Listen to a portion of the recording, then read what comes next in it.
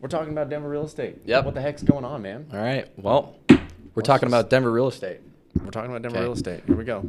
Are we recording? We are now. Yep. 9 seconds live. in. All right. I'll let you rip. We're talking about Denver real estate. Where am I looking? Red dot. Red dot. What the heck's going on in Denver real estate these days, man? A lot. There's a lot going on in Denver real estate. A lot going on in Denver. I've got some questions for you because there's a lot of things in the Denver real estate market that it's confusing. I posted a story the other day and I was like, I'm confused. And I'm in the market every day. Can you imagine what buyers feel? I'm sure you know it because you're talking to them all the time. So am I. Yep. To a lesser degree. Yep. I want to know about the duality, right? I'm a buyer in this market. I'm watching these houses I'm watching these houses just kind of drop in value or get some price decreases. Right. But what they're not seeing are the properties that are going over ask, multiple offers. There's a lot of that behind the scenes that you aren't seeing as buyers. So why are 100%. we seeing that kind of severe duality in this market right now? I got a few thoughts on that. Okay. First of all, single-family homes are up a little bit over 4% from last year, according to the most recent Denver Metro Association of Realtors market report that just came out. Okay. So from October 31st, 2023 to October 31st, 22, they're up in value. But the duality, I believe, is from this big media megaphone that they have. Yeah. And we got like headlines that are just reading gloom and doom. Yep. We got this Stitzer-Burnett lawsuit. We've got a lot of, hey, the market's going to crash. We've got price reductions coming in at a rate that we haven't seen in years. Yeah. So those three things alone make a lot of people think real estate is doing weird stuff, and I'm just going to hang back and watch. That's such a great That's point. my thought. That's such a great point. Meanwhile, some of the houses that are pretty in good locations and priced right, Yeah. which we should probably talk about, those homes are flying off the shelf like that. Right. So it's a very mixed bag. Priced right. That's a huge common conception. I want to know your listing strategy. Is it below market, at market, above, and tell us why? Yeah.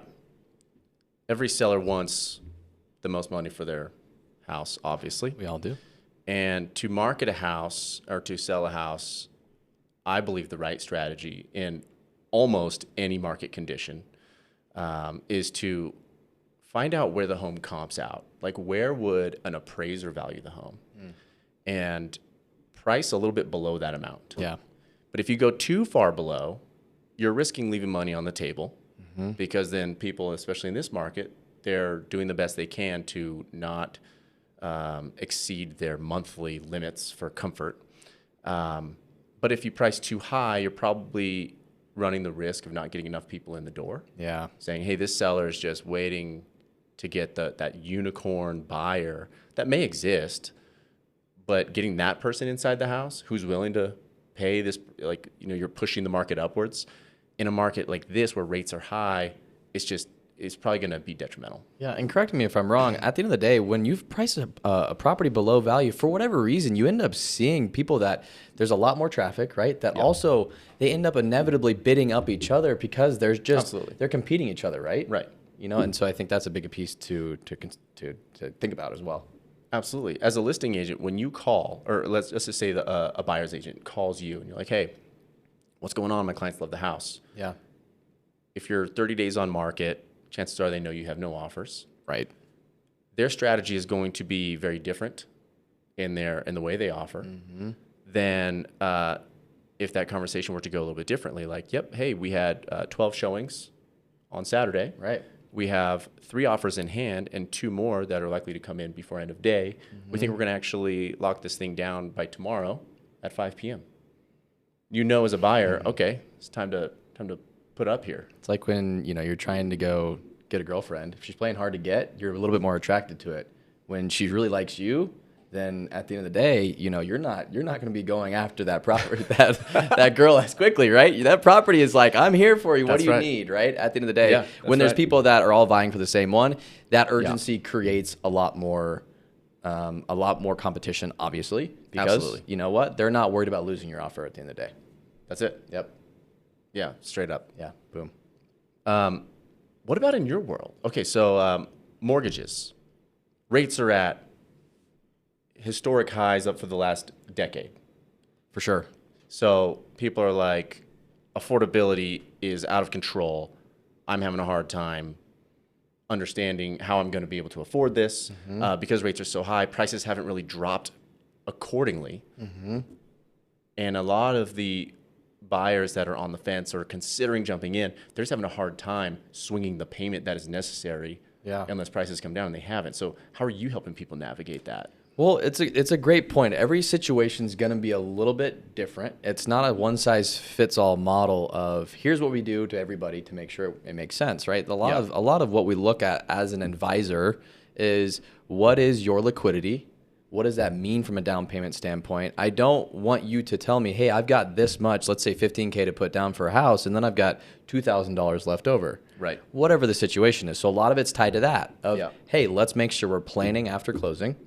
Sure. And also, there is, of course, still some leverage in this market, right? And so when you're thinking about it just from a logical perspective, you might think, hey, you know what? It makes sense to wait until rates come down. Lower rate, lower payment. That's logical? That's logical, right? And I understand why a lot of consumers feel that way. But what they're not considering is the increase in appreciation over time as rates come down. That mitigates any decrease in payment because now you're paying more for the house at a lower rate. So what we're talking to clients about right now is one thing can never change, what you pay for the house. One thing can always change. That's the interest rate. You can always refinance into something lower. And so when you have leverage, you are able to get what's called a seller concession. Obviously, we're doing that on a lot of houses that aren't competitive right now. You use that for a 2-1 buy down, which lowers your interest rate for 2% for year one, 1% for year two. And so now you're front loading your savings. We're already seeing rates come down. There's obviously a little bit of fear of like, what if rates don't come down? Well, yeah, you have to plan for that too, but we're really confident. And that's why we're doing that scenario. So we run that for a lot of our clients, right? And then at the end of the day, then you do your free refinance into what is a long-term payment at those lower interest rates. And I tell clients, if you buy right now, you're probably going to have a lower rate for year one than if you wait in 3 months. Because if you wait, you're not going to be able to do that 2-1 buy down. Absolutely. And then at that point, now you're fighting higher prices and what will inevitably be a little bit higher rate too. I like to think of it as a sliding scale. And if every incremental decrease in rates, more buyers come out of the woodwork and start to shop again. And hopefully that means more sellers will put their home on the market because they are now willing to give up that lower interest rate because the delta between where it is and what they have shrinks. So the more rates come down, more buyers start shopping, the less likely a buyer is to get the concession to buy down their rate. So actually, there is a chance, and it's tough because we have to talk in hypotheticals oftentimes and project what we think is going to happen with data, of course. Right, exactly. And it's based in data, but we always have to just wait and see how it plays out. If rates come down, there's a chance that you're actually going to end up paying more because you didn't get the concession, you didn't get the buy down, and it might still be just as long to have the opportunity to refi. And therefore, you're front loading the cost that you could have potentially, potentially, I don't really like using gray language, but we got to think about how great is this house? Does the house check enough of the boxes for you to actually want to live in it? And can you take the seller's motivation to help you pay less? Because right now there's a lot of have-to sellers. That means they are going to inevitably go for a little bit more of some sort of negotiation rather than when rates come down. And like you said, that delta between the interest rate that somebody has and what they're going into lowers, and then you'll start to get to some more want-to buyers, and that's where competition comes out. Now, the inventory is so fickle, it's so low that things can change really, really quickly, We see that in this market. There was like a few weeks, even this year, where we're like, wow, it's actually pretty competitive during the spring market when things started heating up, So I think those are all such great points that you made. And think about this. Who is listing their house in Q4? The people that are like moving out of state or they're absolutely bursting out of the seats. I have to freaking move. So let's do this thing. Come Jan 1, they might not be as motivated. I mean, some will. And job changes will still happen and life changes will still happen. But there's no way that you're listing your house in October, November, December, and you're not fired up to make this happen. 100%. And something that I am noticing that really boggles my mind is why aren't buyers or buyers agents brave enough to say, hey, let's not wait for that home to drop their price. Let's actually just come in low. Let's offer a low ball. Let's not be offensive. Yeah. But let's start the dialogue and the conversation, because the seller is willing to negotiate. If they've been on the market for 30 days, they've done maybe a small price reduction or no price reduction at all. Sellers are expecting some sort of a concession to be baked into the offer from day one. Right. So if you're brave enough to start the conversation, I bet you will get a better deal than if you wait for the price drop, wait for other buyers to also see that price drop, and then get into this situation where you might be bidding. Such a great point, especially if that house is like, let's say they're 2 weeks on the market and they're like, Sure. okay, we haven't dropped our price yet. We're thinking about it. Let's just see what happens. You're that person that's seeing what's happens, or seeing what is going to happen at the end of the day. Another one, call as a buyer's agent. Consider calling the listing agent of the expired homes that meet your client's criteria. Don't go straight to the seller necessarily. Yeah. But if you go to the listing agent and say, hey, your home meets the criteria that some very serious buyers of mine may want to consider, it's literally off the market. Yeah. So you know how much competition there is on off-the-market properties? Zero. Zero. There's a reason why investors buy off-market properties, right? 100%. Yeah. So that's an opportunity. Like, hey, you were on the market, you pulled it off for the holidays. We get it. We think we could make something happen here. You want to start the dialogue, and dialogue leads to deals. Yep. And I think that's the savviness that you bring to the business too, is like you think about this holistically rather than like, hey, let's just go and search the MLS and see what pops up and we'll go see houses, right? There's a lot more that's in the back of your mind. It's like, how can we create opportunity? Yeah. And it obviously shows in how you take care of your clients. Well, thank you for saying that. Yeah. And like here's a few homes that you don't see in the MLS, by the way. Yep. Do any of these meet your criteria? Right. Because anybody can send me a Zillow link and be like, can we see this house? And be like, sure, I can write an offer. Where's my value in that, right? Like, boom. Bring something else to the table that they can't get on Zillow. Right. 100%. Because at that point, now we're just order takers. That's right. We need to be more than an order taker. That's right. A door opener. Yeah. Yes, Please open this door for me. Right. Totally. One last question. Yeah. We're seeing in the market right now, 0.25% of buyers are canceling contracts. Yes. So that's a big deal. Yeah. We've seen it a little bit a couple years ago. That's the highest it's been since I've been in the business. Right. Right. And I don't think it's one specific reason, but I know you've got some good thoughts on this. What are your opinions as to why? My thoughts on the cancellations. So this is when somebody goes under contract and then terminates. And one, it could always be something comes up at inspection. Yep. Two, I think it's still the sticker shock. Yeah. It is these folks thinking, all right, hey, we just got this house. Yeah, we're excited. Hang on, but that's going to be a lot of our income every month. And I believe there's some buyer's remorse prior to closing.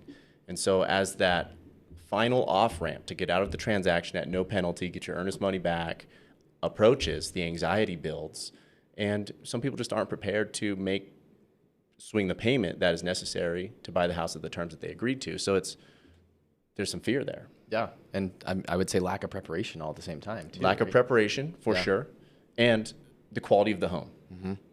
If you're going to stretch yourself really thin to get into a house, and you said this earlier, you want your house to be pristine. Right. You don't want to be sacrificing, the layout or the number of bedrooms or the lot size, or, you wanted a garage and you're just going to settle for no garage, and then it's December, you're like, damn, I should have gotten a garage. Damn it. You don't want to settle if you're stretching yourself to the absolute limits of your affordability. Yep. I agree wholly.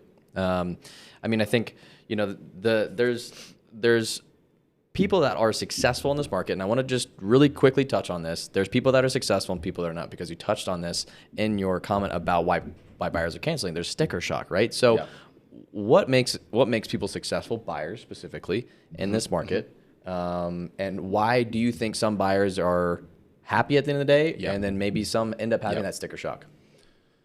There's a lot to talk about in that question, but number one is the folks who are the happiest are those who do the homework and understand what they're getting themselves into early on. and the homework and the preparation. Yeah. And that means understanding what your expectations are for what you're going to get. That means understanding the full lending process, understanding the escrow process. And I equate this in my initial buyer consult to, if you're hiking a 14er or any large hike for that matter, you're going to do a little bit of research, even if it's just all trails on the way to the trail. You're going to be like, all right, at least I know that we're going 7 miles and we're going to climb 2,000 feet. Yeah. Okay, fine. Like I know we're going to be all right. Right. But if it's May and I'm doing a 14er and I want to start my hike at 10 a.m., there's a pretty good chance I'm going to get stuck in a thunderstorm. Probably. So Yeah. let's look at these things ahead of time. Yeah.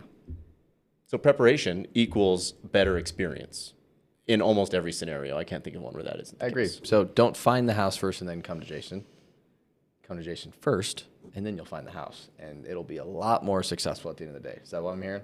That is, come to Jason first. That's what I'm hearing. And right back at you. I mean, like, if somebody hasn't yet started, everybody should have a path. Like, if you're renting a place currently, and someday you want to own, even if you know for certain that it's not going to be this year or within the next 3 months, I believe that there's a ton of value in at least knowing what your next steps are and what you're working towards. Yep. So that conversation with you, Ryan, today would be valuable, even if you know it's not going to happen for 12 months from now. 100%. And I don't even like calling it a pre-approval, because that means, hey, I'm ready to go buy a house. I call it a path to buy. Are we going to do the same things? That's it. Sure. I'm going to look at your income and your finances to determine, what that path looks like for you. Yeah. But it could be, hey, I just signed a lease for the next year. Yeah. I want to plan for the next 12 months. So that way, when this lease is 3 months 100%. before being Yes. ended, we're set up properly, rather than, That's it. hey, you know what? We're 3 months from our lease. Let's see if it's an opportunity. You Right. could have been preparing those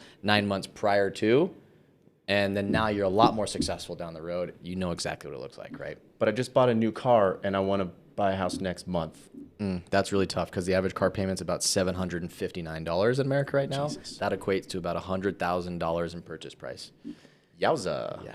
So Zinger. Yeah, zinger is right. So all those things obviously impact your approval. We want to look at that ahead of time before anything becomes an issue, and all of that will allow you to be more successful in this market. Be prepared. Bottom line. Boom. Boom. I love There it is.